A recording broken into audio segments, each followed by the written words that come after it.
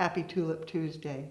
This is the day we share timely tips for the tulip tribe. Today, looking at grapes and adding them to a natural garland. It's easy. Start with a pre-made garland or make it yourself. It can be any materials you like. Then for the grapes, using bind wire, cut off a length, secure it to a cluster of grapes, wrapping and twisting, making it nice and strong. Then going to the next one, securing it, squeezing it between the clusters, wrapping and twisting. A little bit longer than I need, so clipping that off.